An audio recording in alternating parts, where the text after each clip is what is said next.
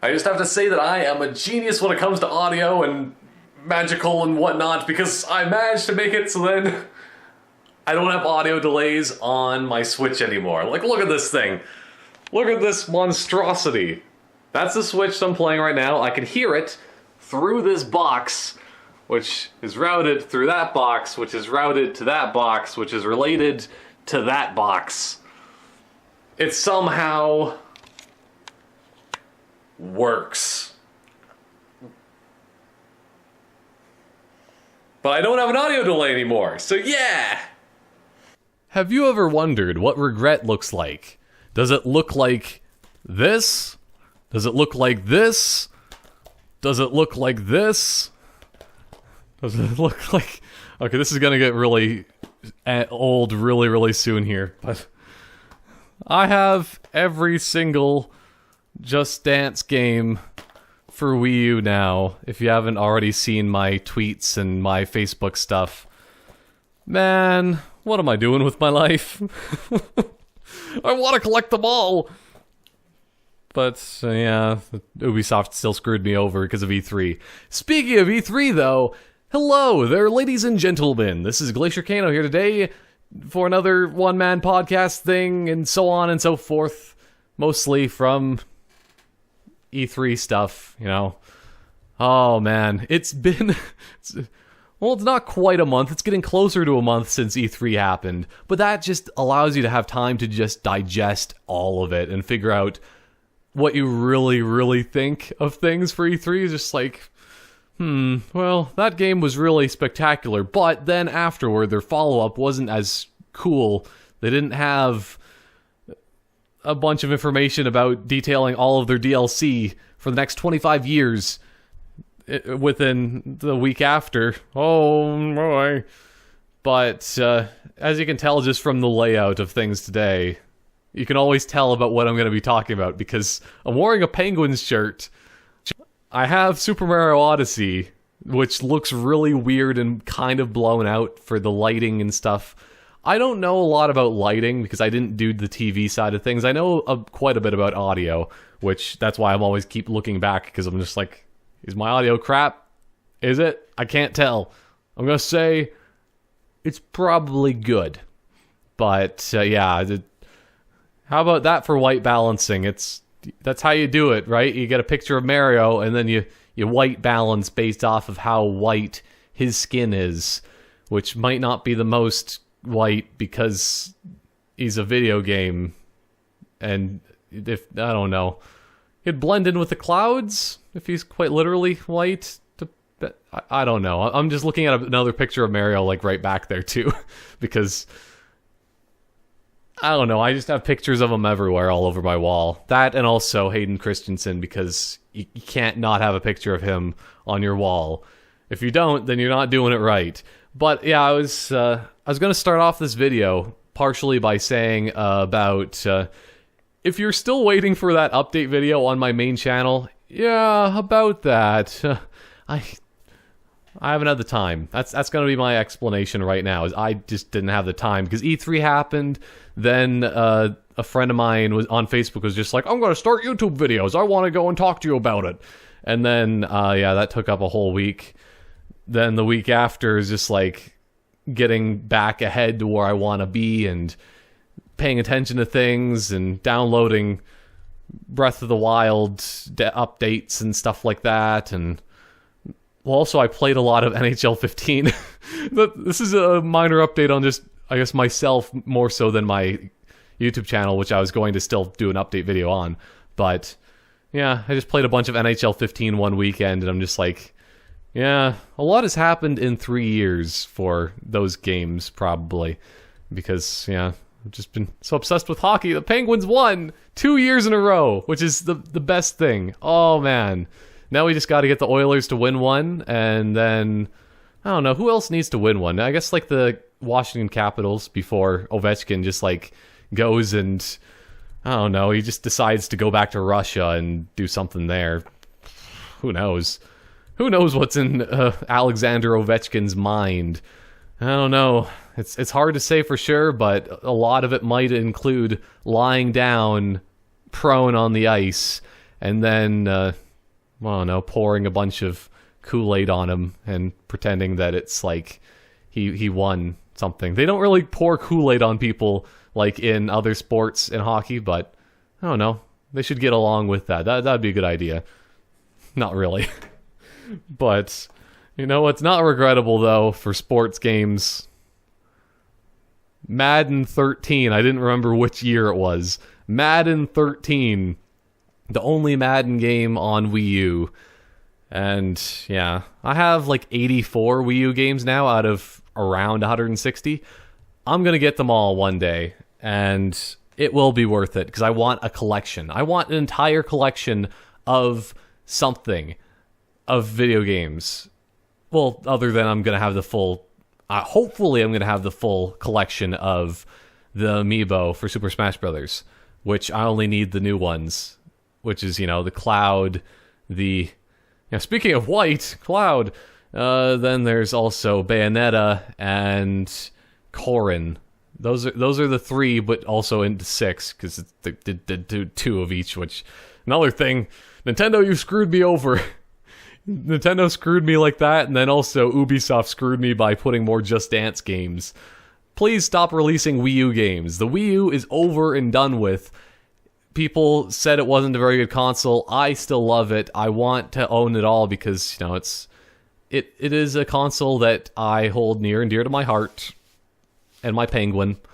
Because of the fact that, like, still, it's like the console that, I don't know, it kind of made my YouTube channel what it is. Huh? Sure, let's go with that. So, I probably should just get into E3 stuff before I... Oh yeah, that's also another thing. I was supposed to actually start my timer on my watch. Problematic. But yeah, I should probably start talking about E3 stuff before anything... Oh yeah, that...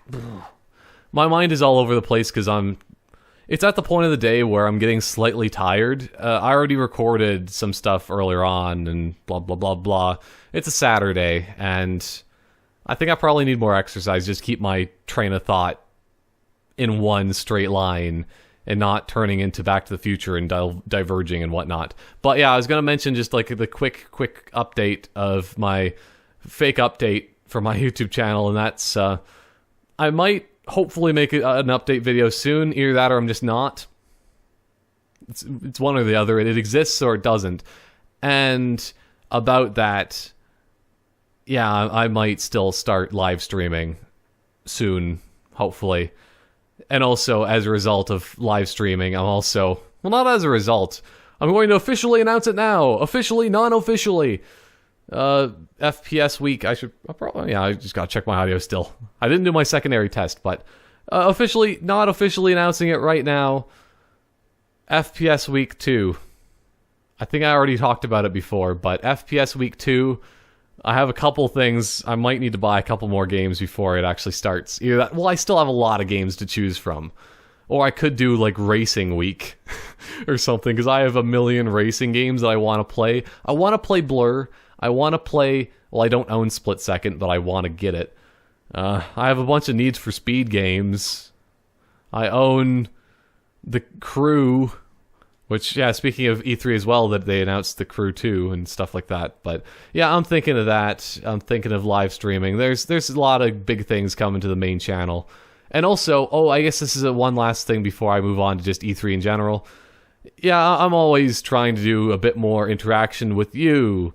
In particular, you. So, if you ever want me to play a specific game, yeah, you could mention it. I don't know. I'm always up for more suggestions because I'm doing more suggestions than I used to. Obviously, I'm not doing more Castle Miner Z or anything like that because of Surge Hunter. He's just like, no, I'm not doing any more of that anymore. So, yeah. But I'm always up to more suggestions that are feasible, like the one suggestion that I had before of recording Shadow of Mordor, which looks pretty good. I own the game, and there's Shadow of War coming out, and I actually watched the trailer for that, and it's like, yeah, well, the trailer from E3, and it looks pretty good. I like the way that Shadow of War looks, so that may make me try to play the original game to make me feel good, because like Lord of the Rings, I enjoy it in general. It's really fun having the world of a magical ring of power that kills people, but it does because the ring controls you, and you're just like, oh no, I'm gonna jump off this cliff. Please, ring. Sauron, don't look at me like that. You're penetrating my soul with your gaze. Ah. Yeah, it's because he's a guy. You know, it's a double entendre on gaze, kind of. You know, whatever. Everything I say always has dual meaning, so yeah. But that's kind of the minor update without an update to my Glacier Kano YouTube channel. For this channel, though, it's all about talking about E3, because I don't really need to talk about hockey at all, because I don't think that you really care too much about hockey. Probably not. And if you do care, you're probably not a Penguins fan, because everybody hates the Penguins now. I don't know what is with that. I love the Penguins, and everyone else should too, I think. Because 3 Stanley Cups in the past, well, since like 2008, 2009. So I'm happy with that. Not many people can say that they've seen their favorite sports team win. Well, yeah, I guess I'm going to count the Penguins as still my favorite, or maybe Oilers. They bounce back between the two just because I'm from Edmonton, or the area of Edmonton. So, bouncing between those, but like, there's very few people that can say that their favorite sports team has won that many times when they are able to watch and appreciate their team winning. You know, unless you're like an Oilers fan that did grow up in the 80s and like your team won every year and you're just like, oh yeah, it's just a normal thing. The Oilers are meant to win every single year. That's the way it works. Or I'm trying to think of another like major kind of dynasty. Probably like the Montreal Canadiens in like the 40s or something like that. I don't know. People in the 40s really liked watching hockey, but you'd have to probably go to the games. So that wouldn't really work as well, maybe. I don't know. Something along those lines. But yeah, I'm happy about that. I don't really need to talk more about Penguins or NHL 15. I'm going to be buying NHL 18 when it comes out. So that's one of the games from E3 and the immediate vicinity, because there's like the NHL awards and stuff like that. They talked about it. That's one of the games I'm going to be looking forward to. But E3. Let's talk about E3. That's what I'm going to be talking about for however long I feel like talking. My vision is kind of good today, so I can kind of read the numbers on my camera, which is nice. But yeah, E3. The 2 biggest games that I'm excited for, I think, out of E3 is still number 1. I don't know, maybe number 1 could actually be Super Mario Odyssey, because I haven't played still what's their terminology again? I have it written down on here. It's like open air, isn't it? I'm pretty sure. I'm going to look just in case, though, either way. Balls to it. Yeah, open air. It has the open air feel to it, and I haven't actually had opportunity to play one of those kind of Mario games in a while. It's been since, like, Super Mario 64, essentially, because I didn't play Sunshine, which I probably should. I have the game on GameCube. I don't think I would record it at all. I would just, like, play it for fun and just see what it's like, maybe. And it could be research. That's what I should do, because like I always like to play more video games during the summer just to get myself going again and excited about gaming, maybe. I don't know. But yeah, that's a good idea. I should probably play that during the summer, because a couple summers ago I played Banjo-Kazooie, and that was really good. Actually being able to play through Banjo-Kazooie legit and like in its entirety for the first time, because I did play it a bit growing up. I played Banjo-Kazooie. I mostly played Banjo-Tooie because that's the game I owned. I didn't own Banjo-Kazooie. And so I'm just like, oh yeah, I'll just rent it. And I rented the game. It was pretty good, but it wasn't as good as Banjo-Tooie, I thought. But I don't know. It has its own flair and its coolness. But yeah, I need to play Super Mario Sunshine. Yeah. Sunshine's a good idea as a brush up for Odyssey. And Odyssey's going to be like one of those games, because when I was actually looking at it, let's skip down all the way to talk about Nintendo first and foremost, because of like, I'll talk about my favorite games first, and then I'll maybe just like brush over some of the press conferences and talk about things, because there's some things in the press conferences that just look ridiculous. And there's a lot of games that like a lot of people aren't talking about. Like, let's see, a good one, for example. Well, maybe it would be like Crew 2. You know, the Crew 2, that's something that you could be talking about, or maybe Transvergence. Because I think that was, I was just reading it while scrolling through, of like that one game that is for the VR and stuff. Elijah Wood, nobody's talking about it, but also nobody's talking about... I'm reading all these games that just like everybody's talking about. Nobody's talking about Crackdown in a positive way, because I'm not going to talk about it in a positive way either. Nobody's talking about the Unknown Player Battlegrounds, or Player Unknown Battlegrounds. One of those names. I don't know. It's impossible to say, but yeah, Super Mario Odyssey, like when I saw the new trailer, immediately I think everybody kind of thought like, hey, this is Monster Hunter. This Monster Hunter on the Switch, that's probably what it is, that because everybody was talking about Monster Hunter Double Cross, I think it would be, the Japanese thing, and everybody in Japan's crazy about Monster Hunter, but the West, we just don't care. So... like, I played that one demo of Monster Hunter before, and it was pretty good. I enjoyed it for the little bit that I did play of it. But at the same time, it's not like I'm going to go out and play 100 hours of Monster Hunter. It's probably not going to happen. But, you know, seeing the T-Rex, I'm just like, oh yeah, this reminds me of something that happened at the Sony press conference. Oh. And then, you know, the Mario Cat came out, and it's just like, wow, this is crazy. So... yeah, it was a really nice trailer, but I think that what really, really sold me on the whole Odyssey thing is probably a lot of things that nobody watched. Because I don't think that many people watched the Nintendo Treehouse at E3. I know that I usually watch a lot of the Treehouse live stream, but the thing about that this year is that, I know, I was work days, Monday to Friday, compared to last year when I was even... like, every single year before this, I pretty much had time off around E3 just to be able to watch things. Or still, like last year, as I was going to say, that I had Monday to Wednesday off, and then I'd work weekends. So, that's the thing, is that working during E3 is just like, I don't have time to watch this. I want to watch it, but I guess I'll just watch it as, like, the VODs... is that the right word? I don't know, but like, you watch the thing after the live stream's over, you know? So that's what I had to resort to this year, is actually watch after the live stream. But the stuff I've seen from Odyssey during the live stream was just like, I want to play this game because it looks more amazing than before. The game has everything in it. Everything.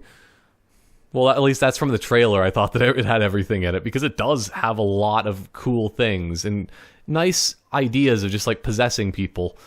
Because Mario is a ghost thing, or at least Cappy is a ghost which possesses Mario, which then he uses to possess other people, or something like that. But Cappy is definitely a ghost. He has to be, because of the fact that like that's what he looks like in his natural form and stuff, sort of, but not entirely. So there's that. But seeing the Nintendo Treehouse footage, the game kind of reminds me just a tiny, tiny bit of Donkey Kong 64, which I absolutely love. It was like, yeah, I think that was technically the first video game I ever owned, even though we shared it. It was a sharing of owning from me and my sisters, but yeah, we shared the game, and it was still like the first game that I owned that is actually like a real video game, and not like one of those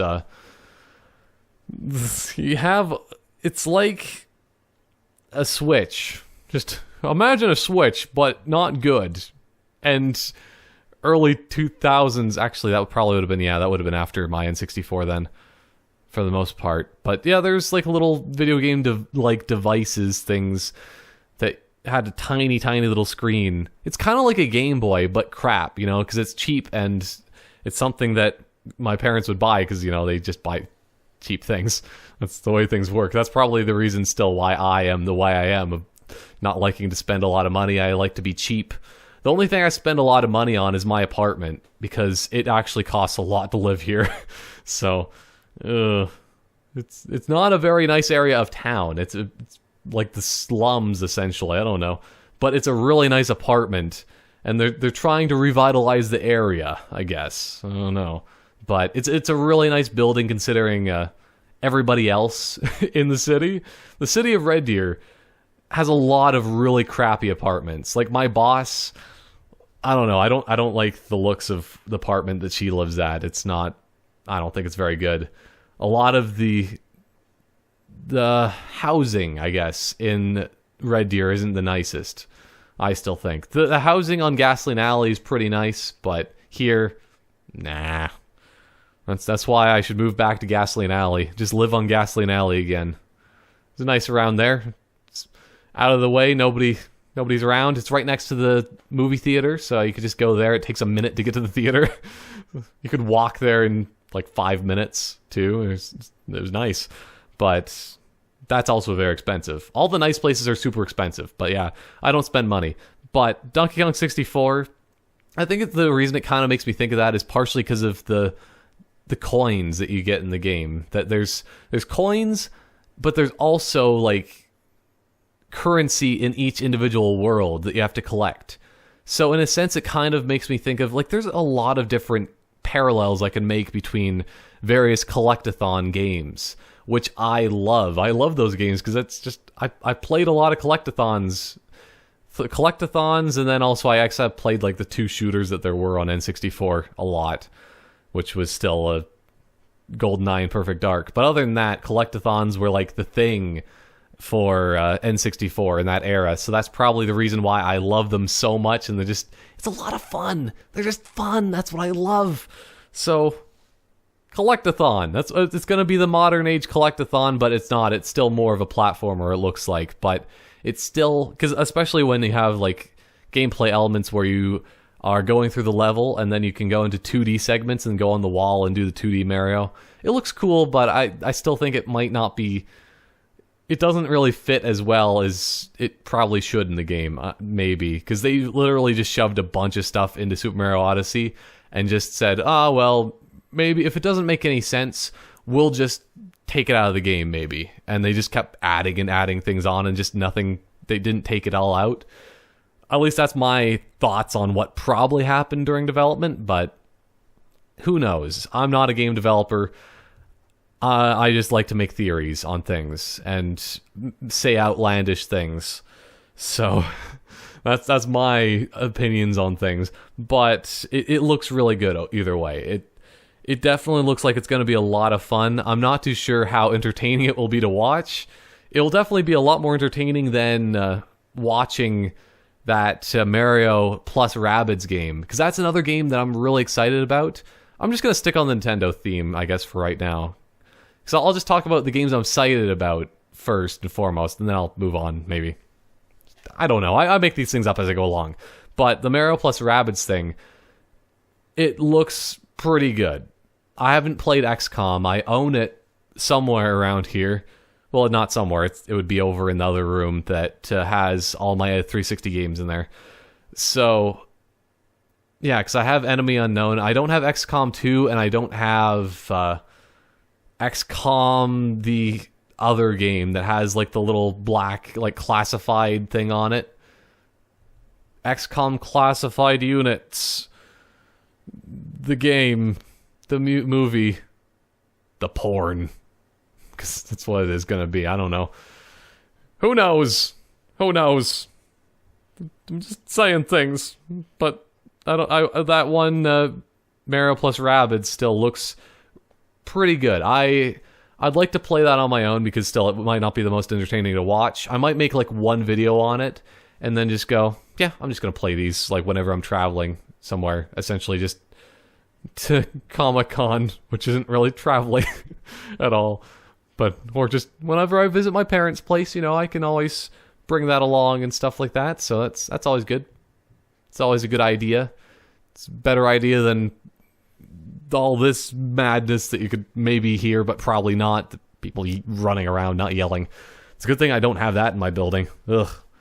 But, yeah, there's, that is something that I'm looking forward to playing on my own. Same with, for Nintendo, Fire Emblem Warriors.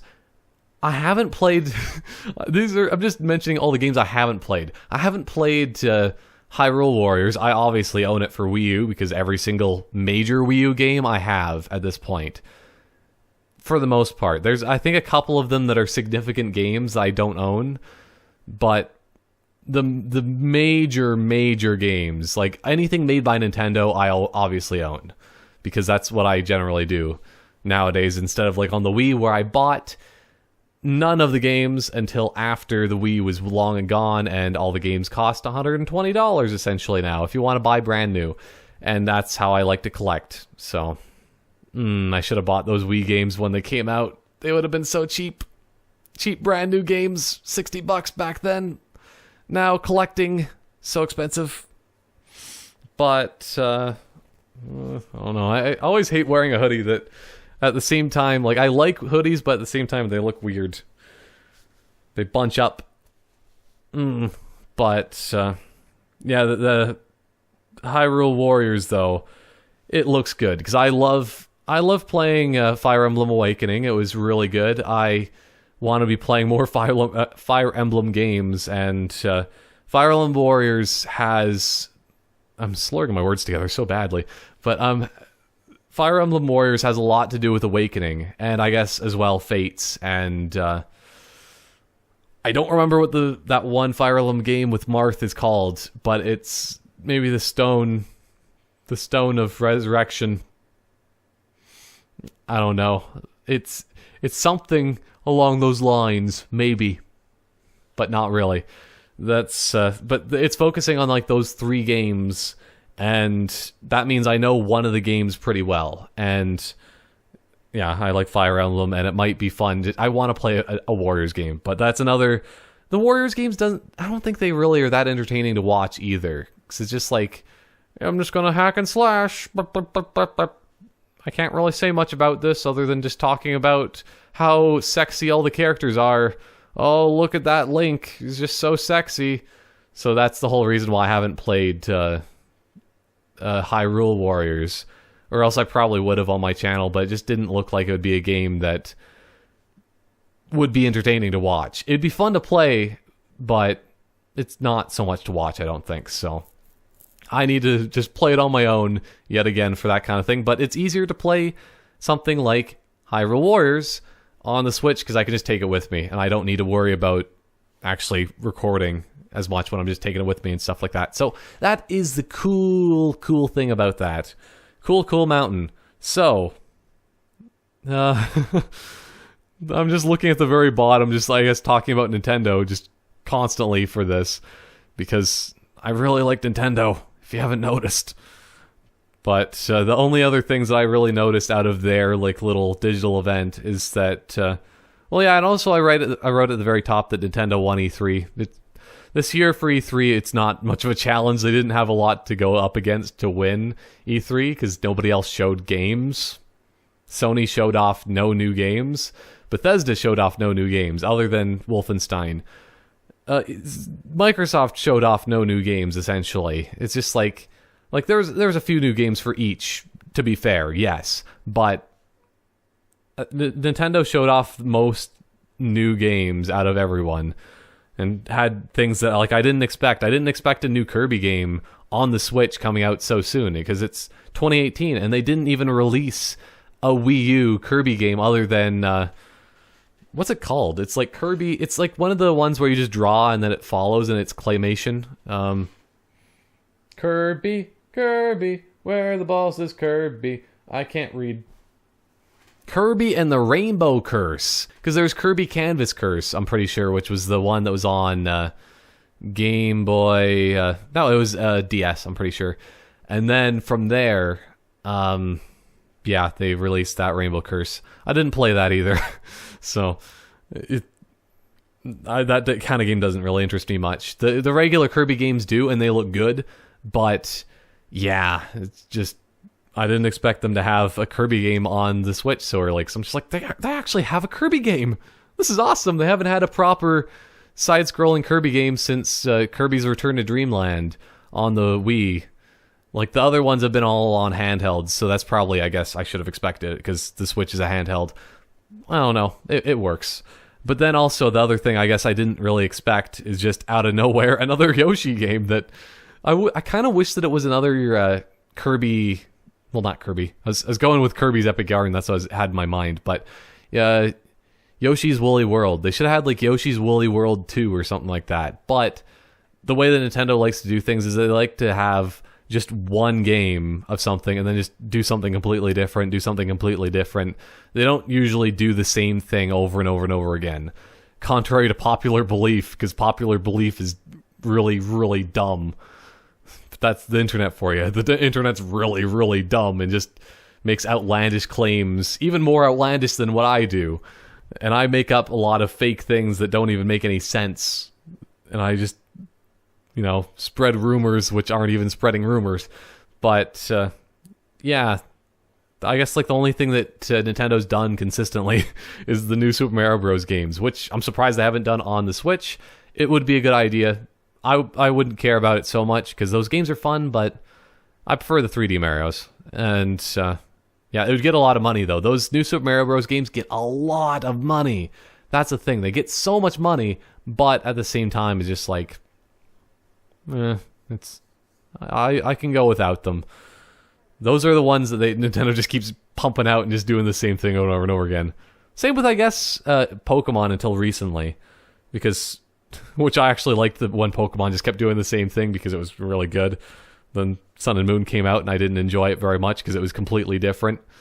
It's not the same as what I loved before in Pokemon. You don't fight gyms, you go to weird Taco Popo or whatever, and you talk with kahunas and Kahuna Matata. What a wonderful phrase. It doesn't make any sense of the things that they do in that game. It's just like, the Pokemon are cool. I like the way that they look and all that, but I want a different region that's like normal Pokemon.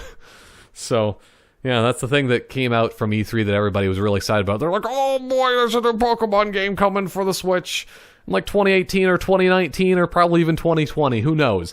But people were really excited about it for no particular reason, because we already knew that it was coming. It's like, Game Freak themselves said it before, that they were going to be making Switch games and not just Pokemon or Pokken Tournament. They were going to be making more than that, but people seem to just forget things momentarily and immediately, and they're just like, oh yeah, what was that, a Pokemon? No, they're not doing anything.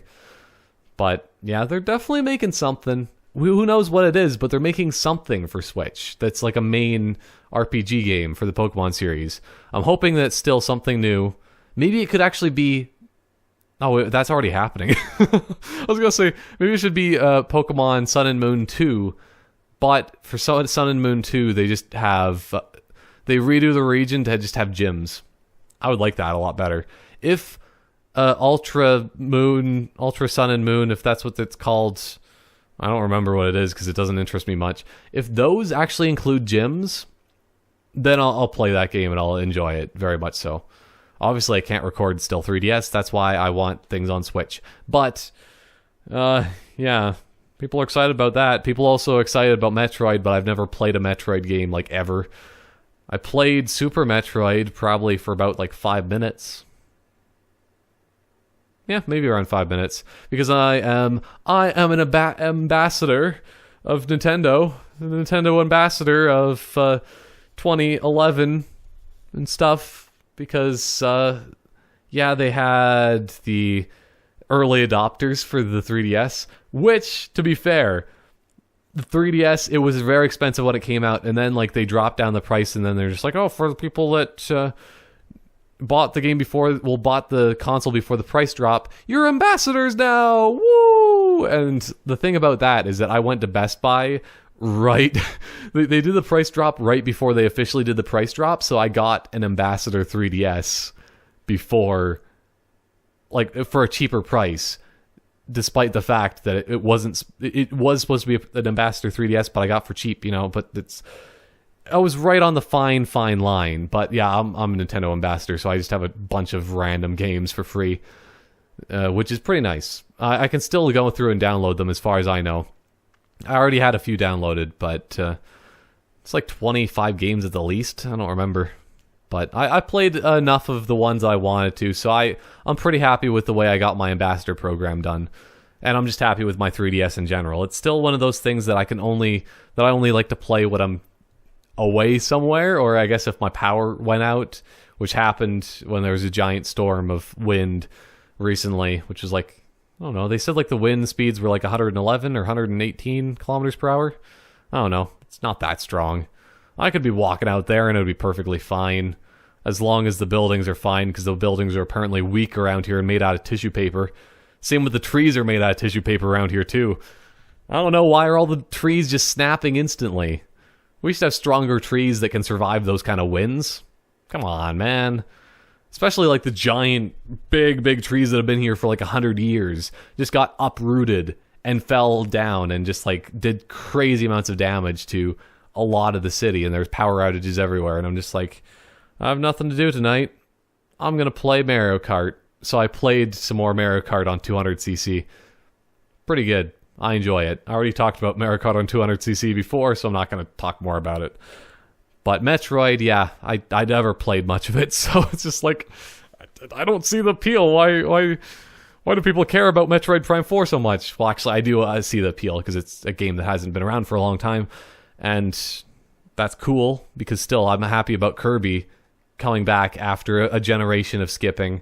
Metroid has had a generation of being skipped too, so it's good. Metroid Prime, it deserves to come back, even if I'm not going to play it. Well, I might play it, but I don't know. I might. Oh, that's the thing. It depends on, like, I will play it maybe on my own, but I won't record on it maybe. That's the thing. Or I might record on it, but not. I'd play the game in like 20 years down the road. Something like that. I don't have a real inkling to be playing it. Unlike Splatoon 2, that's an inkling that you need to be playing. And also, I always use inkling in the wrong terminology, but I like to do things my way, because I do the wrong terms of everything. But the thing about that is that, yeah, I guess it depends on what's coming out at the time, because that's the whole reason I didn't play ARMS. I considered playing ARMS, I considered doing the Global Test Punch, then I realized, oh, the Global Test Punch is only online, it's about fighting other people, and in fighting games, I like to play against AI, because I suck at fighting games. I'm better than people who don't play fighting games, but people who actually are good at fighting games are the only people that ever play online for fighting games. So that's why I'll never like to play against AI.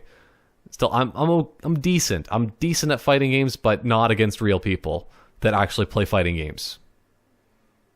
You know what I'm saying? Probably.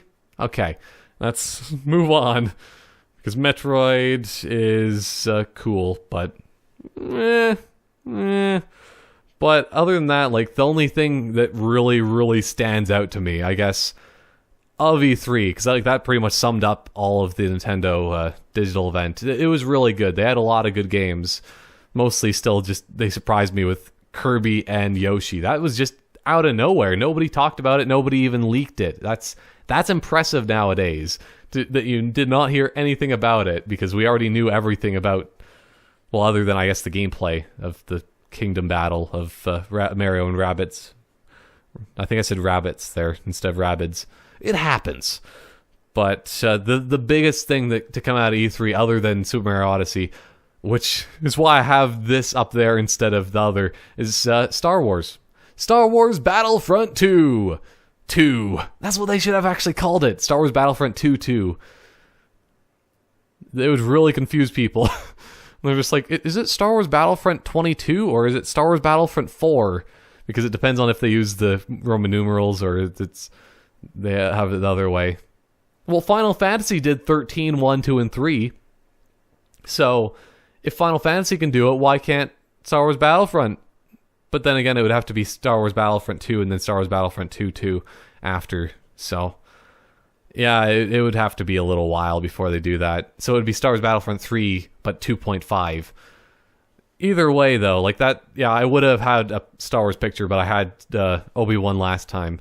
That's the character I'm most excited for. I really, really hope that they have Obi-Wan Kenobi, like the old, well, I guess maybe both. They could have old and young Obi-Wan Kenobi.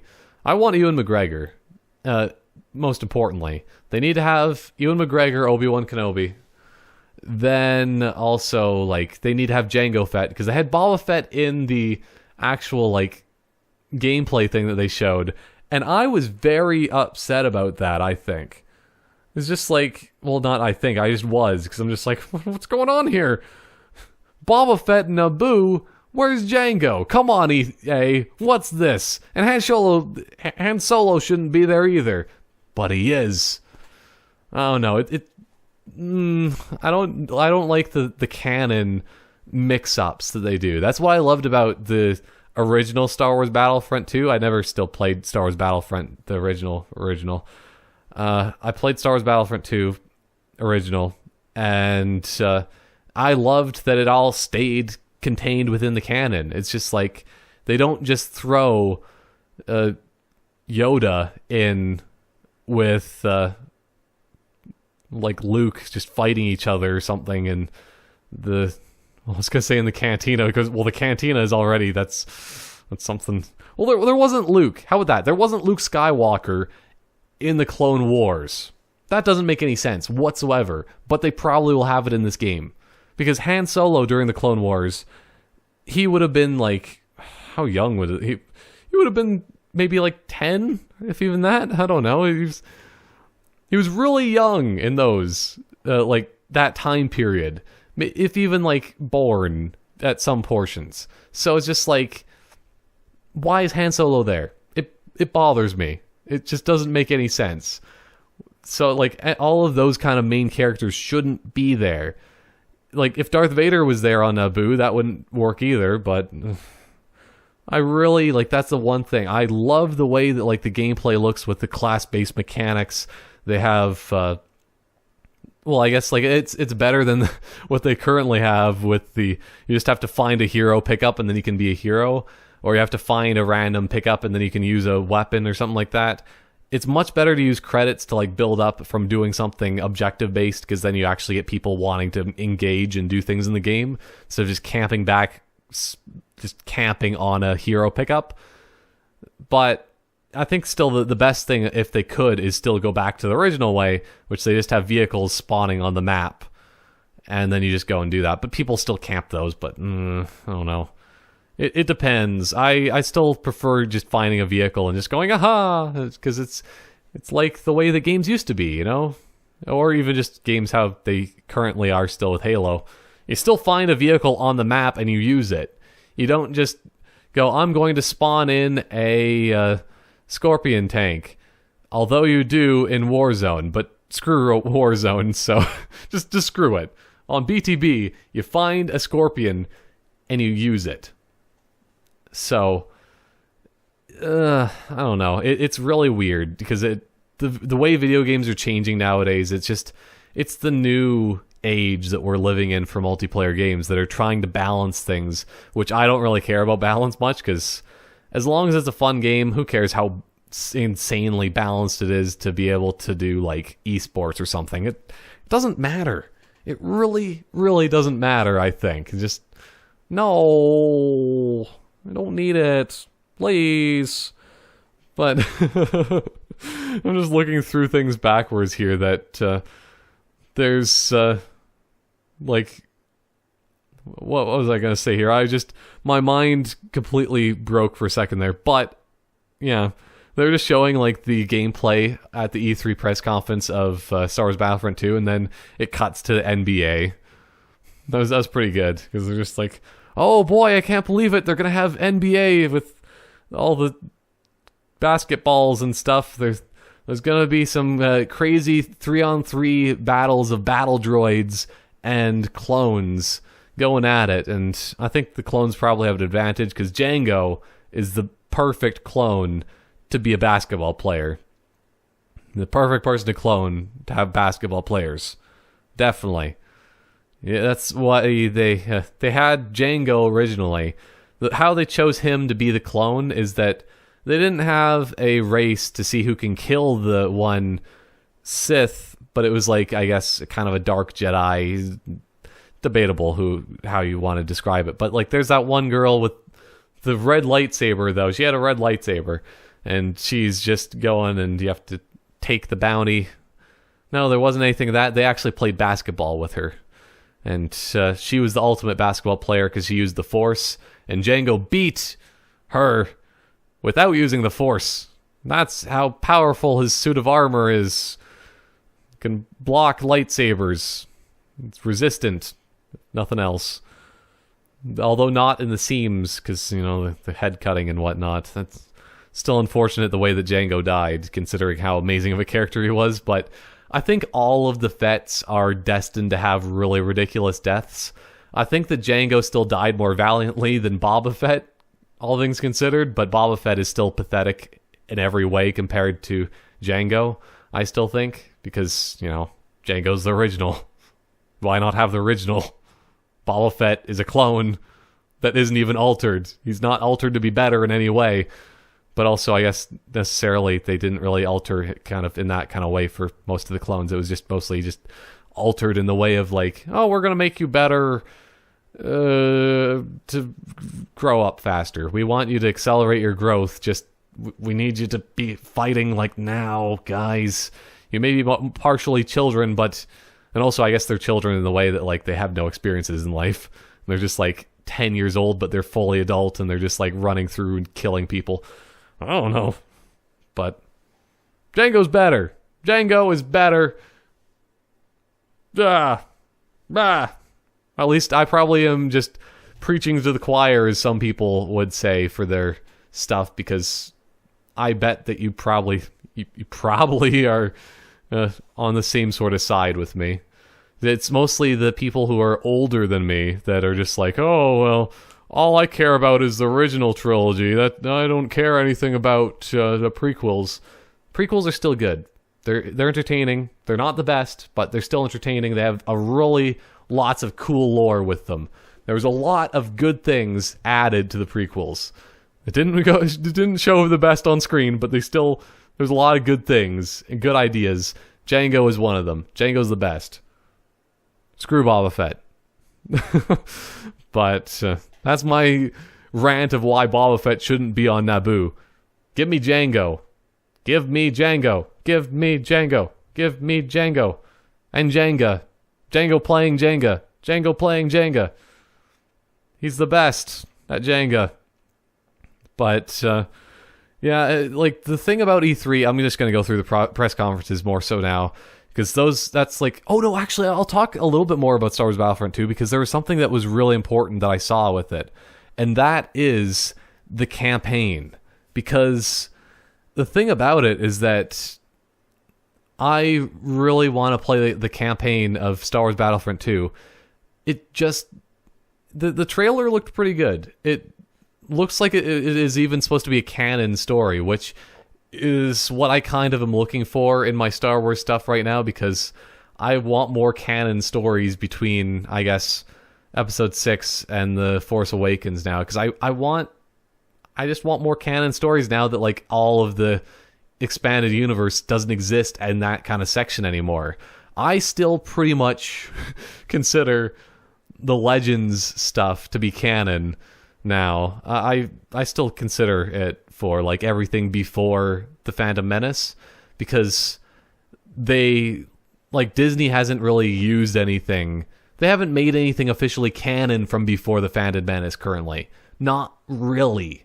So, if they don't have much before The Phantom Menace, then why not just say, hey, Legends is real. But now, like, everything after Episode 6, they're just retweaking and stuff like that now. So I'm just like, I'm interested to see what they are doing. So, because it's a completely new story. But yeah, this, speaking of new story, that it looks pretty good. Where's the story? Yeah, the one thing that I thought was strange about the trailer, though, is that there's the droid or something like that with Sidious's face on it, and I'm just like, no. I don't know if they're going to be pulling a expanded universe on this and like having Darth Sidious come back to life in some sort of way, and then having all of those weird stories, because there's a lot of things in the expanded universe that are still legends now in Star Wars that are just like, everything after episode 6 was kind of like that. That's why I'm happy with what Disney is doing still with this, like Star Wars Battlefront 2. They're doing Force Awakens, The Last Jedi, which probably is going to be really good, and all that, because I think that what they're doing for the canon after episode 6, I kind of like it better than Legends. Unless, like, the thing from Legends that I would, even though I just said my rant about that I don't like Boba Fett very much, I still like Boba Fett, but I still like Jango better. But Boba Fett, he is, if he doesn't come back in the canon of Star Wars, then that's a wasted opportunity, I think. Because everybody loves Boba Fett still, for some reason. I like Boba Fett, but still, Jango's better. Jango's better. Jango is better. I'm going to say this until everybody agrees in the world with me. Even though it doesn't really matter. Everybody has their own opinions, but their opinions are just wrong. Jango's better. So, yeah, if they don't have Jango, well, not Jango, Boba Fett come back in some sort of way for the new canon of Star Wars after episode 6, then still, that's completely a wasted opportunity, because there's no way that he'd just die from falling in the Sarlacc. He'd fall in there, and then he's just like, oh, I'm just going to fly back up, whoop, and then he'd have a more impressive death, maybe. I don't know. It's canon for now that he's dead, I guess, until we actually know for sure. So, the canon so far, still, Jango's is better. It's very important to me. But, yeah, the thing, now I'm going to go more so just onto press conferences, but I'm just going to do a quick look at that before I move on, along with water. But yeah, if there's any one thing that EA won for E3 on, and it would be awkwardness. It would be so much awkwardness, because I don't know why they kept calling people playing video games game changers. Oh, we have 32 game changers playing right now, and I'm just like, are you meaning like that there's a bunch of modifiers on the game that they're playing? Is this not the standard game type or something? That's what I thought they were talking about. Like, if there's, it's a game modifier, it's a multiplier, it's like a skull in Halo. That's a better way of putting it. I thought they had like skulls on for Halo, but they're just like, oh yeah, game changers. And then eventually I figured it out through the process of comprehension of words and technology. It was just like, what the heck? That's such a bad name. Ugh. And then also they have, I just wish they would stop involving YouTubers like in any way. It's just so awkward, I think. Because also, like, it's really weird, especially since I'm saying before that I'm going to start going into streaming, because, like, well, partially because I know that I can be better than a lot of, I have the potential to do a lot better for streams than a lot of people that are actually these professional YouTubers that are wasting their lives away without getting a real career. Get a real career. Go study. Go do something with your life. Don't do YouTube full time. It's not a good idea, I don't think. Unless you make a ton of money and then you can just retire, then sure, why not? But I don't think it's a good idea just to do full-time YouTube. I don't know. But there's just that one awkward guy just introing and announcing Need for Speed. Like, I probably could have did a better job than that guy, because he's just like, yo, what's up? I'm a YouTuber. I'm a YouTuber. Need for Speed. This guy is here. I'm just like, oh, please just leave. I've never seen you before on YouTube. I have no idea who you are, but but I can guarantee you right now that I'm never gonna watch anything you're ever gonna make, or everything that you had made up until this point. It's just, he's shooting himself in the foot, man. Why? It's awful. That's probably one of the biggest problems I think I have with a lot of these YouTubers, is that they don't have any formal training in any sort of way. For a lot of them, it's just like they just kind of think that, like, hey, I'm famous for whatever reason, then I'm just going to be doing this and pretend that I'm actually good at announcing things and being a presenter. But they really, really aren't. So that's a thing. At least I have very slight amount of training and also experience in that kind of thing, because, like, radio, and also, at least when it comes to presenting things and MCing, I guess. I MC'd a event of Canada Day, 2016, and it was crap. I did a bad job, but at the same time, I did a better job with that, and it was less awkward, despite the fact I didn't actually introduce the mayor very well or anything like that. I didn't do a very good job, but I still did a better job than this guy did at E3. So that's what my complaint is about YouTubers. I like to complain about things for no reason. I'm the internet. Blah, blah, blah. I guess that's probably why I deserve, and I belong to be on the internet. Or, yeah, I deserve to be on the internet, and I'm supposed to be on the internet 24/7, because I'm one of the complainers, and that's what the internet is all about, complaining. So, yeah, that's what I am. I'm a complainer, even though 2017 E3 was spectacular. It was spectacular for the games being released and announced, but, yeah, because it's a lot better than 2015. A lot better than 2016, just in terms of gaming in general. 2017 was good, but, yeah, there's E3 won the awkwardness thing. Because also, the woman who was presenting Battlefront 2, like, I think it was right when she first came out, but, like, it seems like she had some sort of weird, like, vocal fry kind of thing. I'm pretty sure that is the right terminology for, like, the voice kind of thing. It was just like, and then also she's just talking at one tone of voice in a very demeaning way, almost. I don't know. It didn't feel. I didn't feel welcome when she was talking. She really sounded like she wanted to be a dominatrix or something like that. I don't know. She looked like one partially. She just needed to be wearing a little bit more leather and have a whip in her hand, and then she would be asking and making you beg for mercy. And I don't know. I think maybe that's what she's just going for. She's just looking to be entering a sex dungeon at some point. I don't know. And she wanted to bring her mom along for some reason. It's really awkward, man. It's really awkward. But yeah, other than that, though, just in general, the games that they showed off, like Need for Speed was kind of a little bit weird that they had so many like cutscenes that just jumped in and jumped out of things. But it at least like looked good. It looked like a pretty good game. I like the arcade kind of racing games, but it's not so much that anymore. I don't know.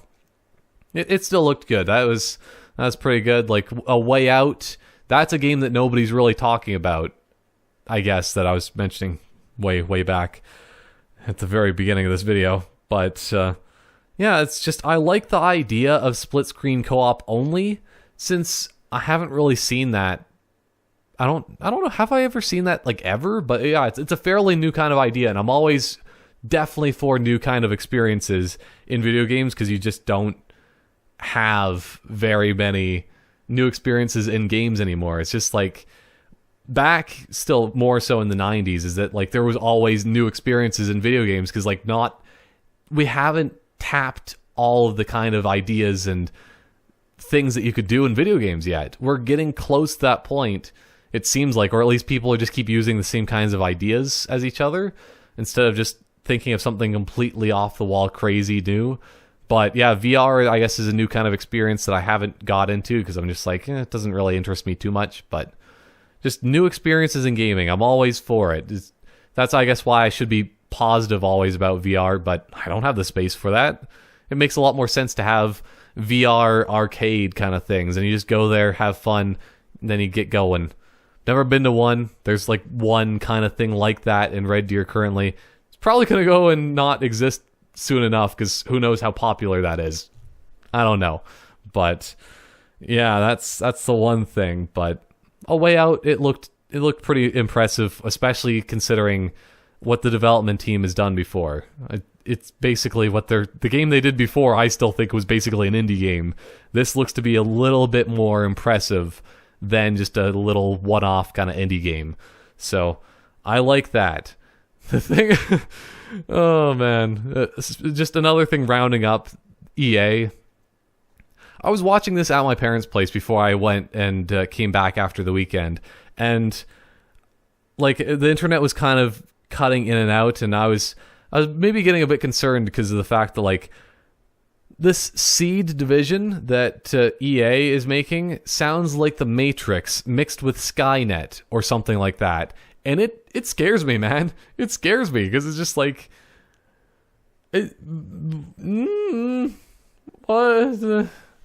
that's basically all my reactions summed up into that. So, no, please, EA, stop trying to create AI that is going to kill us all or something like that. That's basically what it is. But I just remembered what I forgot to talk about for one of the games that I'm most excited about that came out of this E3 that it's not, we're not going to be able to play it for another year or so or whatever, but Anthem, when it first showed off at the E3 press conference for EA, it was just like they showed basically nothing, and I'm just like, is this Titanfall? It looks like Titanfall, at least for the tiny bit of the teaser. But then when they actually showed off the game with what was that? I guess it was the Xbox. Yeah, the Xbox press conference. That was when I'm just like, yeah, I can get behind this, because Anthem is essentially Destiny meets Iron Man. That's a pretty good combination. Even though like I don't really care much about Destiny, whatever, but a multiplayer Iron Man game, or even just an Iron Man game, and just in general, it's good, is a pretty good idea. Because one where you can actually just alter your suit, because Iron Man is all about just constantly making new suits, making impressive suits that can meet every single need. And that's what it kind of looks like, because you can alter your thing to have giant guns and stuff, the giant bombs and whatever. It's kind of like War Machine almost in a way for the one guy that it looked like. So I like the look of Anthem. I will probably play that, whether it is on my own or maybe if it is still a multiplayer intensive game really a lot, then maybe with Search Hunter if he wants to. I don't know, but I want to play Anthem. That looks good. But another thing, I guess, like for the Xbox press conference, the Xbox One X, I'm buying that, definitely. It's going to be expensive in Canada, but I'm buying it. And yeah, it's going to make it so that it doesn't block the TV bottom corner just very slightly. Because the Xbox One original, I shouldn't call it that, or else then it almost sounds like original Xbox. But that thing is massive. It's just a massive brick of a console. And it will be just a massive brick of a console when we get the Xbox One X, because it's going to be really nice. I'm going to move probably this Xbox One into my other room, because still I have 4 TVs. I guess I only ever bought 2 of them, because I bought my 720p TV and I bought my 1080p one just recently.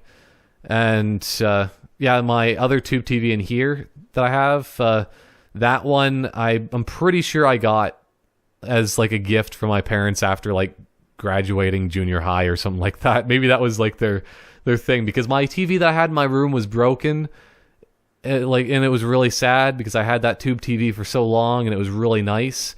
My dad found it in the garbage, yes, but it was a really nice tube TV. And then yeah, they're just like, okay, we'll buy you a new tube TV so you can actually play your video games. And I'm just like, yay, and I got this thing, even though it had a broken corner on it. I just can't have nice things when it comes to tube TVs, maybe. I don't know. This thing's broken. Partially, but it's good. That other tube TV that I have is broken as well. I've only ever had broken tube TVs. What the heck, man? Because my other tube TV that I got for free from my boss, she gave me a tube TV, but I had to get new speakers for it. What the heck? Every tube TV I get is broken. But, yeah, Xbox One X is really good. Metro Exodus and AC Origins look cool, I guess. The thing about... yeah, I would probably need to play those games to have a proper opinion, obviously. The thing that really I'm confused about is why is that AC, like, Assassin's Creed game, Assassin's Creed Origins, the bird is a drone. The bird is a drone. Why is the bird a drone? Has nobody ever paid attention to, like, what it actually is? Because it hovers in midair. It is a drone. The bird is a drone. Why is the bird a drone? I don't know, maybe back in the day, birds could just pause in midair and look around and relay information. They devolved over time. I don't know. But yeah, the bird is a drone. And I like the game setting, though, of Assassin's Creed Origins. It's pretty nice. It's better than the setting of the American one, of like Boston or whatever, of Assassin's Creed 3. And it's better than, I think, Pirates. I'm not too sure about Syndicate. I still want to play a Syndicate or Unity. Those ones, I like the idea of those kind of settings in general, of like the French and the English kind of areas and stuff, and the time periods and whatnot. But this one looks pretty good. I like the setting. And the other thing from the Xbox press conference that I'm most excited about, though, PlayerUnknown Battlegrounds is coming to Xbox. I kind of want to play that. Just because everybody's freaking out about it for some reason. Everybody's freaking out about it. So many people care so much, you know? So it's just like, I want to see what it's all about. I always like the idea of like the Hunger Games kind of video games that, you always have to start out with nothing and you just have to run around trying to scrounge for weapons and technology and then go and fight to the death. It seems like a cool idea, but I've never got a chance to really play any of those kind of games, so mostly because they're all on PC and I don't play PC games, really. I have a few games on Steam. I don't really play them. Unless it's still a Surge Hunter, which is why, like, still I played Halo Wars finally, just because of him. He's just like, oh, we should play Halo Wars. Okay, fine, I'll do it. I wanted to play Halo Wars at some point anyway, so it works. And, yeah, other than that, there's not really a lot that was at the Xbox press conference other than Anthem. Anthem was like the biggest thing. Other than like, that's the one problem I have with press conferences at E3 is that they always do the thing where they're just like, we're going to have fake chat of people talking for multiplayer in the game.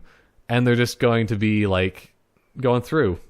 It's just annoying. They did that with Anthem, and it's just like, ugh, the game looks good, but please stop doing this. Just stop. Just show me a clip of the game actually being played and doing something special, and I will play it. I'll play it either way, but it's just like, ugh, I don't like it. It makes me feel ill. Not really, but, it does make me feel ill. Crackdown doesn't look that good. But at least to me, because I never really cared about Crackdown. It looks more like Saints Row 4 now. That, it's just superhero kind of thing. Even though I think Crackdown was the original kind of thing like that. But, yeah, at least they had Terry Crews. That's all that really mattered for that Crackdown thing. Shadow of War I already talked about. Looks really nice. I did not understand that the game was actually that good before, and now I actually need to play the Shadow of Mordor. Yeah. But, yeah, the Bethesda's press conference, as I was saying before, they really, like, there's nothing to talk about for that, because they didn't show anything other than VR, and nothing really stood out to me.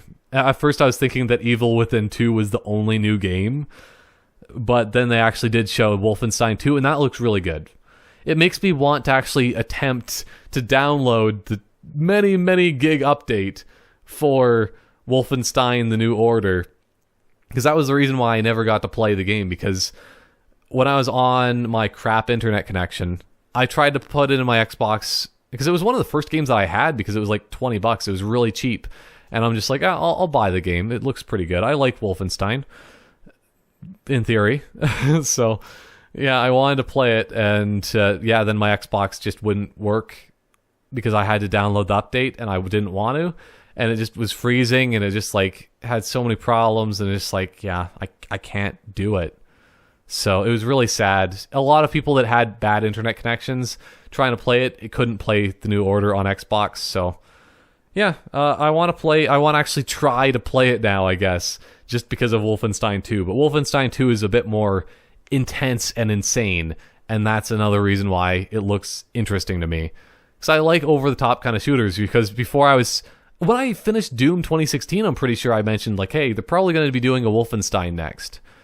And I was saying, like, oh yeah, Wolfenstein, it's not quite as good because of the fact that it's more just grounded and stuff like that. It's not crazy demons fighting each other, death metal, and crazy blood, gore, blah, blah, blah, blah, blah. But yeah, there is actually, like, no, I think I might have been peaking a little bit. Well, I probably was peaking at some point just when I was recording this so far.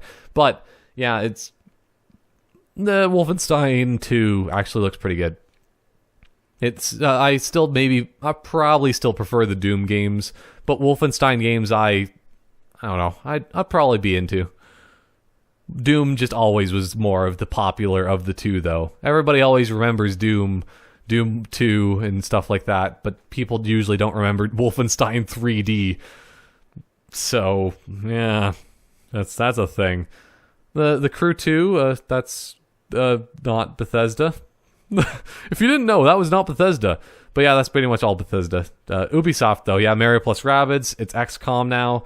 I'm fine with that. That's let's see, anything else that really happened at that press conference. Crew 2, I think that I should probably play the original game. Like, basically this E3 made me realize that there's a lot of good games that I own that I should probably play. Because I have all of these games. There's sequels coming out for these games that I own. And I'm just like, that looks pretty good. The Crew originally looks pretty good. I probably should play that. Same with, like, yeah, well, actually, these aren't other games that I own. But that's the only one. On a different note, still, Just Dance screwed me. Ubisoft, please don't. Beyond Good and Evil 2. Well, it looks like, oh yeah, that's what it is. Originally, when I was watching the trailer, my first thoughts for Beyond Good and Evil 2, I realized, like, oh yeah, it's Beyond Good and Evil 2. There's the pig man. That's like a famous thing that everybody always talks about. But also, it kind of looks like all games look like nowadays, because there's always like the futuristic but not dystopian death to everyone kind of thing. I don't know.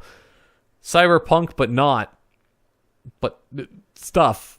But the one thing that actually does set this apart, at least from the trailer, is that Beyond Good and Evil 2 has, like, it looks like it has some pretty good characters to it.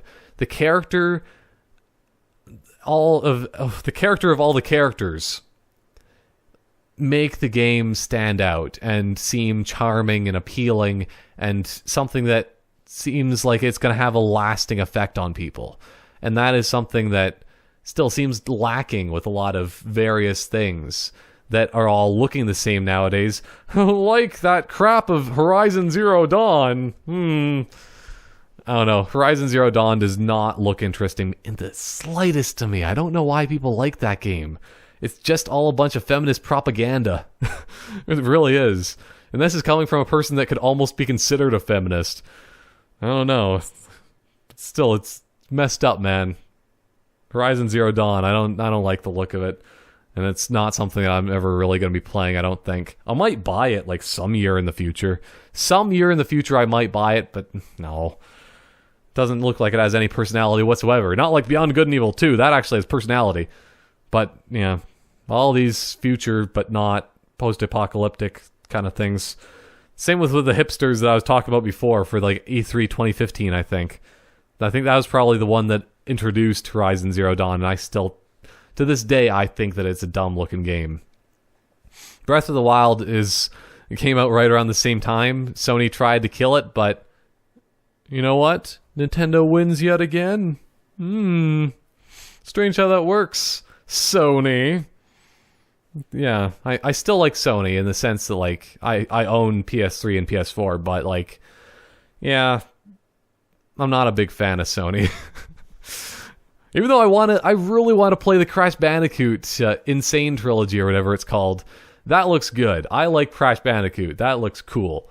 But I like platformers and I like crazy animal kind of characters. Like Banjo-Kazooie and Yooka-Laylee. That's another game that I need to play that I don't even own Yooka-Laylee yet. It's a tragedy that I don't own it. But yeah, quickly over the Sony press conference, because I'm just going to do this and then end the thing because I knew this video was going to be long, but I don't want it to be too much longer than what it is currently. Oh boy. But yeah, Sony, they didn't really have anything new. It starts the same as last year. It's very, very Sony, their press conference. That's just like, oh, there's random music. This is gonna waste my time. And then and then the first trailer sounded like it was underwater, essentially because of the fact they didn't actually have direct audio from the game, and it just like it was all crap, and I'm just like laughing still because I'm way more towards Nintendo and Microsoft. Sony's the third wheel that always comes on the date, and he's just like, hey guys, you like me too? I'm gonna go and watch you guys later on when you're getting naked. That's what Sony does, in my opinion. But a lot of people like Sony. I don't know. I like Sony. I still, don't get me wrong, I like Sony, but he's still the weird one out of the three. Nintendo and Microsoft for the win. Sony, but they do weird things because they just had a lot of problems too. This whole press conference is a mess.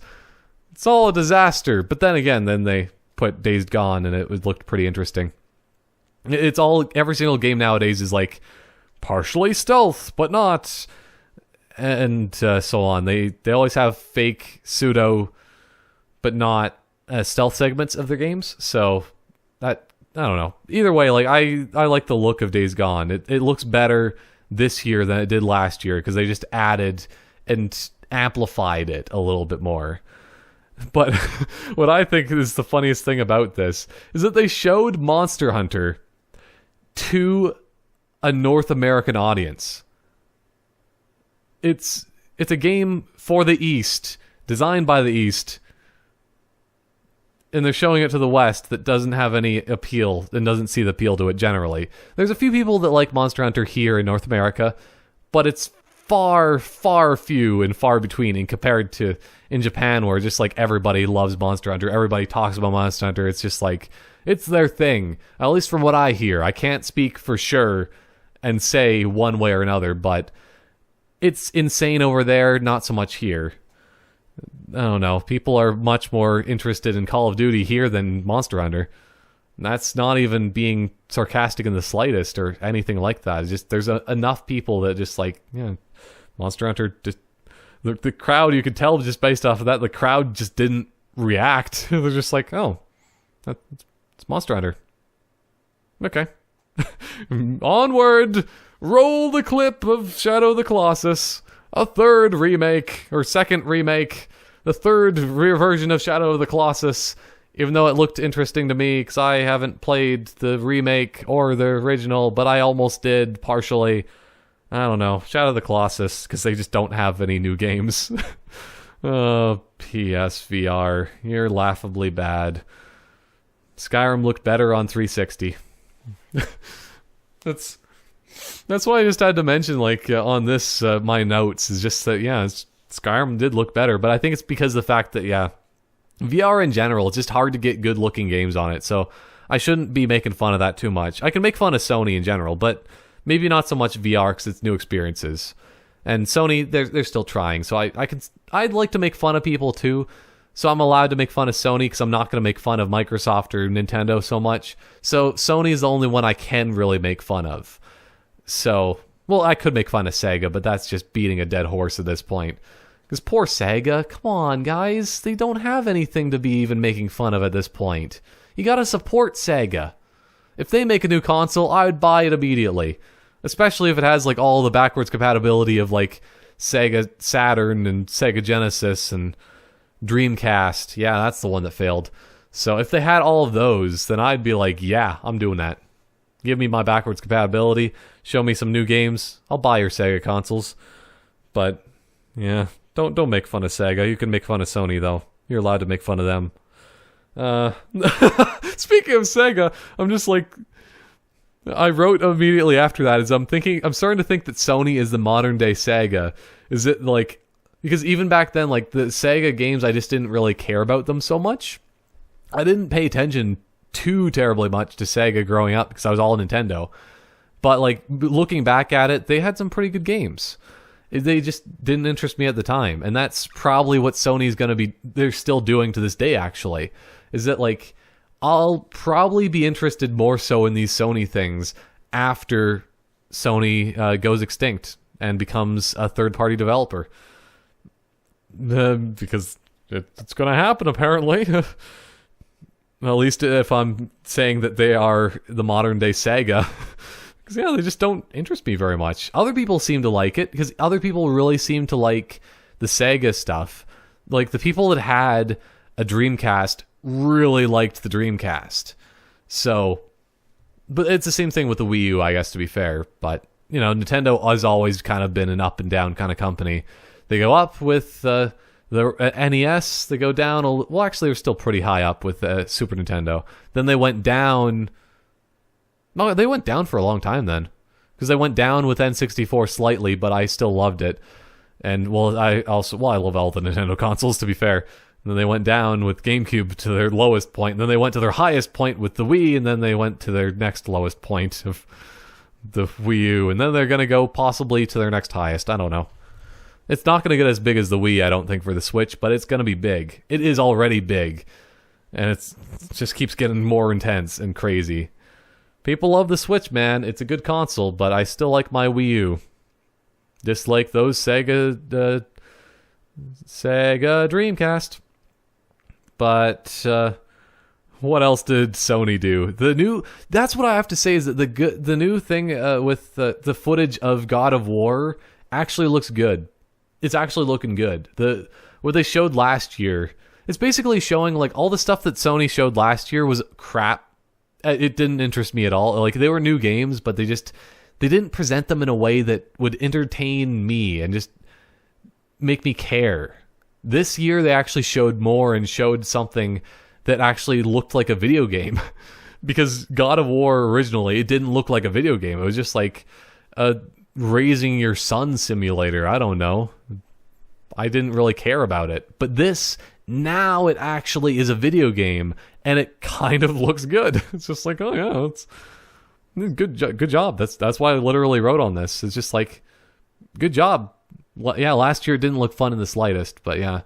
The thing that really interests me and like intrigues me is like, I'm pretty sure it's called Detroit Become Human or something like that. That game, is it a different game now? Is it Watch Dogs? Like, is it an action game? It sort of looks like it, but it's not. Also, my camera said I was smiling right there, but I'm not. It makes no sense. It makes no sense. But yeah, like what they showed last year that was the one thing that's actually opposite. Although actually it makes me interested, to be fair, for the Detroit thing. Last year I was just like, yes, I want this game. Detroit Become Human. It looks good. I like those kind of things. I've never played them. I've never played Fahrenheit. Well, actually, it's Indigo Prophecy if you want to be going for like... I think it is actually Fahrenheit even in Canada. It's just Indigo Prophecy everywhere else. Well, it's Indigo Prophecy in the US and Fahrenheit everywhere else. But I never played that. It looked interesting. I never played Beyond Two Souls. I guess that's kind of a similar kind of game as far as I know. What's the other one? It was Heavy Rain. That's another one that just is like... Yeah, is this Heavy Rain or Hard Rain? I think it's Heavy Rain, because Hard Rain is the game that's like... well, Hard Rain is the one that's like the Left 4 Dead map, I'm pretty sure. Heavy Rain. Heavy Rain also looked good and all that, but like, yeah, it looks good. Yeah, but other than that, there was like no new things that Sony really did, other than... well, they just kind of expanded upon their stuff from last year. The thing that really is the best, though, Or is it Spider-Man? I don't know. I really don't know. I need to play the game. That's the thing. They didn't show enough of just like crazy web slinging and stuff like that, because they just had... Well, the way I described it is that Bat Spider-Man is a roller coaster ride of QuickTime events. They put that on the box. Because it... Well, maybe I should say Bat Spider-Man Arkham... Arkham... I don't know. It's Arkham Asylum meets maybe God of War in the sense of QuickTime events. I don't know. Like, that's what they showed from the trailer, so I just want to see regular gameplay. Like, just running around the city, doing stuff, hanging out, you know, quite literally hanging out with your spider webs, web slinging and stuff. Pew, pew, pew. And whatnot, so... Because also that one stealth segment that they're doing with, like, that it's like Arkham, you're Batman now. Or at least the only reason I think that is just because it looks similar to the gameplay of what was in the Arkham games. So... If the Arkham games didn't exist, I probably wouldn't say that he's like Batman in the slightest. But, I don't know, Spider-Man does sometimes do stealth, but it's not like as common. He usually just kind of does whatever he feels like and whatever. But that's the thing, is that like I need to figure out if I can actually just run through and just speed, just web sling, and then just run over to the other bad guys. If I can do that on my own and just do it that way, then I'll be good, but... Yeah, that's, like, Spider-Man, that game in particular, if it's a good game, well, even if it's not, I might play it, I don't know. Let's just say that. If it's a good game, if and when it is a good game for PS4, I will play it on my channel. Because I love Spider-Man, I love comics, well, comic book kind of things. I haven't really read any comics, but I like the stuff around comic books, even if it's not comic books, you know? I like the movies. I like the lore and whatnot. So, well, and also I guess the video games too, if they're actually good. But it needs to be a good game, then I'll play it. Because I have a PS4, I have a way around the problem with my audio now. So, I figured things out. I can make things work. I can listen to everything without having audio delays, and I could play some Spider-Man. Sure, why not? But that's pretty much like all of the things, because then like I go round back all the way to the Nintendo Digital event. So it's just like, oh yeah, that's the one thing I forgot to mention about the Nintendo Digital event. Is Skyrim 60 frames per second on Switch? Really? Is it? I need to like do some hard research here. I didn't actually look it up yet, but it looks to be 60 frames per second from what I've seen on that one YouTube video. And either that or my eyes are deceiving me, but it looks 60. Is it because of the fact that Skyrim's running in 720p on the Switch? But then again, the Skyrim, I think even originally on the Xbox 360, only ran at 720. So the Switch is more powerful than an Xbox 360 at that point. Which I guess it probably should be, but who knows with the NVIDIA chips that they have in their handhelds. I don't really know. It's not a Tegra 2 or whatever people say, so I don't know anything about it. But yeah, that's at least the thing. It's just like, is Skyrim 60 frames per second? If it is, like, I kind of want to play Skyrim on Switch and just try to get up to the point where I am on my Xbox Skyrim Definitive Edition, because it's just like, I want to play it in 60 frames per second, but I don't know, I just want to play Skyrim again anyway. I just need to play on my Xbox One and get more achievements and stuff, because it's a good game. And speaking of which, I guess this is another announcement right now at the end of the video. This is my own press conference. This is about the length of a press conference. My Glacier Kano announcement to end off the video is, this is a shocking revelation here. Fallout 4 is coming back to my channel. But not in the way you might think. But it is. Okay, essentially what it is I didn't think of this before. Like, all the lost audio that I had, why don't I just re-record the thing, because I have every single save on Fallout 4 that I've ever made. So I just go back a couple saves and boom, shakalaka, I'm back, baby. I can go and record the thing all over again. I did a lot of the things that I didn't do the first time, so it's a more fitting end to the series, because I think that it's still, like, I love Fallout 4, I kind of do want to play it more, but sometimes you just got to put things to rest. And because I would never be able to finish Fallout 4, it's too long of a game. A lot of those kind of games are just too long. I might eventually need to put Breath of the Wild to rest, but I'm going to, other than there's a couple things that I'm just going to be searching for, because when I record it later today or something like that, I'm recording the next batch of stuff because the update came out. But yeah, I might have to put that to rest if it wasn't for the fact that I'm going to rush through the story as fast as possible for the most part on Breath of the Wild. I'm not going to do too much more exploring. I need to explore a couple things because I want to clear out the map so I can see where I'm going.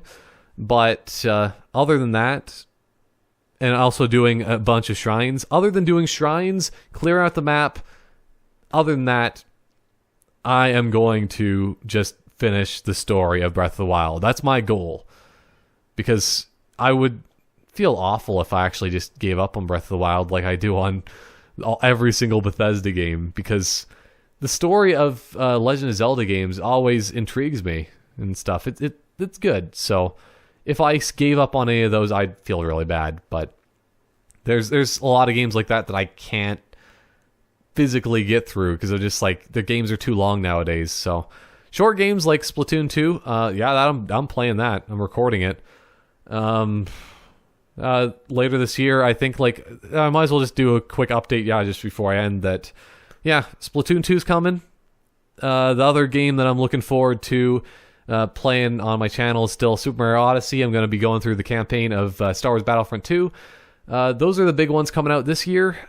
Other than that, if there's anything of downtimes in between for games, still let me know what I should be playing between the games, between the big releases this year, because I'm trying to do a few more requests. I do a couple of just little things here and there. I did some Star Wars Battlefront. That was a request. Let's see, what other requests do I have? Oh no, I need to go through and just like do a few more requests still. Whatever, just you guys think of. I hate saying you guys. I like to say you because it actually works better. It's like radio. You always say you. You don't go you guys, because you guys, it sounds like you're just a bunch of a mass of things. It doesn't make any sense, maybe. I don't know. It's not direct. We gotta remember Iwata for the beautiful, beautiful man that he was. Because Nintendo Direct. It's never gonna be the same, but yeah, still. Nintendo is impressive with their stuff. Good stuff coming out this year. E3, they won. The official Glacier Kano Award for Best of E3 is Nintendo. The best game out of E3, probably Odyssey as a result. The second place award, runner-up, Star Wars Battlefront 2. Then the award for the most awkward press conference, that goes to EA. The most heart-touching, for some reason, people always like to talk about that so much, is Ubisoft, but I don't know. If you really want to have a heart-touching one like that, or you just want to watch people cry, if you want, I could present at an Ubisoft press conference and just make myself cry. I can cry on command if you want me to. It'd be a really weird and awkward press conference. Why is this guy just standing up on the stage crying? Oh, it's because it's a very emotional process. I went and did so much effort on this video game. I've never seen it before, but I put so much effort into it. But I don't know. It's important that they care. I am not trying to make fun of them too much, but it's just, I'm making fun of the people that say that Ubisoft was just such a good press conference because of the emotion put into it. Ubisoft was a good press conference because they had good games. It's just as simple as that. So that is it for my thoughts on E3 this year. Still, it was a good year for E3. I'm looking forward to the rest of the games coming out this year. 2017 is shaping up to be one of the best years in gaming ever, other than like 1997, 1998, I think like 2001, maybe just like 1996 to 2002. Let's say that entire frame there's a lot of good games in there. But 2017 is a pretty good year for video games. So, yeah, it's gonna probably even get better still. Gaming is saved due to E3 2017. And Glacier Kano is saved due to E3 2017 because I'm more into YouTube again, doing streaming eventually still. But that is it for now, and I'll see you next time for whenever I do one of these TheCanoCam podcast things next. Don't know when. Might be sometime during the summer, or maybe the summer roundup. The summer roundup of gaming, because I need to play some games during the summer. Maybe I'll do that right now. Probably not. I'm gonna get to work. I gotta get some editing done today. So, that is it for now, and I will see you next time still. Goodbye for now. So many just cause. Look at all these things. Did I just say just cause? Just dance. Yeah, that's what it is.